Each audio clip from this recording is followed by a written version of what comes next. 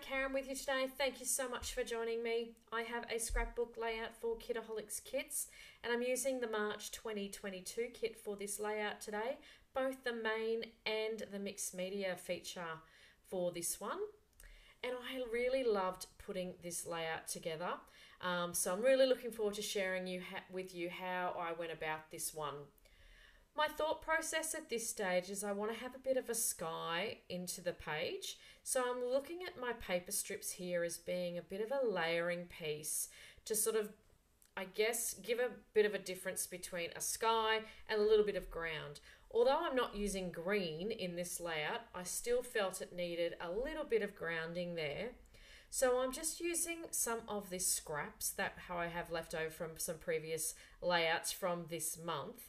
And I also pulled out from my stash my I only own two, border punches. I thought it would give just a little bit of different sort of texture to, I often distress the edges and things like that, but I thought putting the border punches would give a nice subtle different look, but still have an effect of the layers between each other. I hope that makes sense. And I'm just gluing these pieces together for the moment because I want to be able to move that as one whole piece as I progress through the layout. So let's get on to what I do with my background. So I put a little pencil mark there to give myself a bit of an idea of where I want my sky to sort of finish, which is just above the patterned paper. And I'm using the packaging technique here, just spraying down that beautiful Lindy's spray in the Delphinium turquoise and popping it onto the plastic, turning it upside down and smushing it around with my fingers. I do add a little bit of water in a few spots there. I went a little bit further out than I wanted to do, and because I have pre-gessoed this cardstock, it meant that it gave me an opportunity I could lift off some of that ink from where it ended up, and it didn't look right for me, so it was a really good way of doing that. What I'm also doing here is I'm using one of the other Lindy's sprays that came in the kit, and this is sort of, I guess, my ground component, and you'll see there that I did it for a bit and then I took it all off. I'll just explain that. I kept that in because I really wanted you to see what a difference it makes when you use gesso on the page. So I had dropped a little bit of blue on that bottom section, and when I sprayed on and put the packaging technique over the top of that corally colour, it started going a bit of a muddy brown, and I did not want that at all. I wanted the coral from this spray to be vibrant as it can be. So I was able to put a bit of water on there and soak it all up and wipe it away with a wet wipe, and that meant then I allowed that to then dry completely before I even considered putting back on the coral spray, which will come on a little bit later. All right, so to my clouds there, I am using some clouds that I had from a previous, I think it must have been a cut file. I have quite a few cut file templates sitting in my stash that I used sometimes as being a bit of a template that I can use from time to time.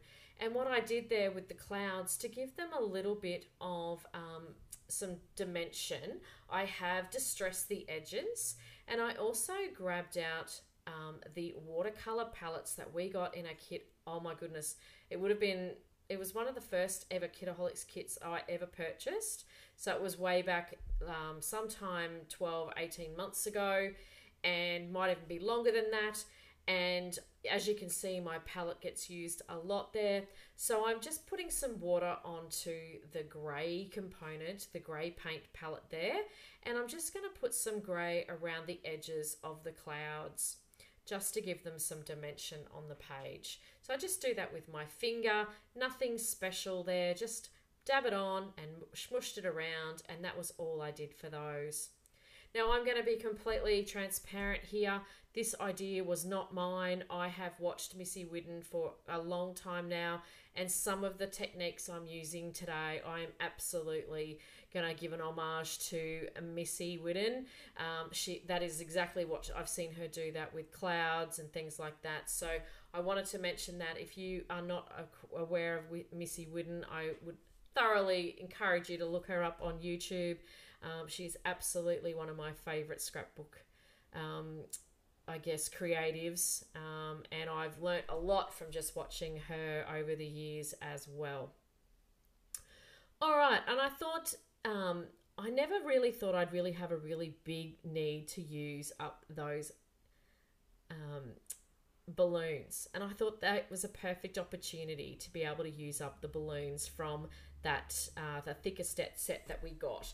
I mean, they're so cute, and I thought it would be a really good look over and between the clouds as we progress through the layout. So my photos today are just photos of me and my sisters and my mum. That selfie there, and the two on the left are my sisters. We were just having an afternoon together, and so there's no major story to tell for this particular one. But I want to make a bit of a garden around us, where I've sort of created and taken poetic license, I guess, and said those paper flowers are the earth, I guess. And as I was progressing through, as well as I was fussy cutting out all those flowers, because I wanted to take off the white components around those ephemera pieces from the Jan Hadfield pack, I can't help myself. I went back and put some more splatters and things like that onto the mixed media. I put some white splatters, and I've just used the Dina Wakley gloss spray for that, which I'm pretty sure is in stock in the store if you're interested in that as well. And I also did add the coral, what's it called? It's wild honeysuckle coral on the bottom of the page underneath that selfie photo as well. And I added some more splatters in there to finish that bit off as well. So right now I'm just in the process of getting to the point where I'm gluing things down, and I am popping up those clouds on some craft foam as well, which you just get from, in Australia, I get that from the Spotlight store. And I love that stuff. It's just so good. It's got adhesive on the back. I use it for pretty much everything. And I love the dimension that really gave the top end of that page. Now, it obviously is quite busy as well now, where I've got my clouds and my hot air balloons and lots of flowers. So I really do keep the bottom of this layout as simple as possible and just add that simple moments together title from the sticker sheet as well, and a couple of the hearts. And I really love how this one turned out. I really loved the layers that I put in, even though it's still quite a busy layout, but you can still really see the focus of the actual photos, which is what it is all about. So here is my final layout, and I've also got some close-ups for you to see. And as always, I want to thank you so much for joining me today. I would love it if you liked, and if you haven't already, I would love it if you subscribed, and I will see you next time. Bye for now.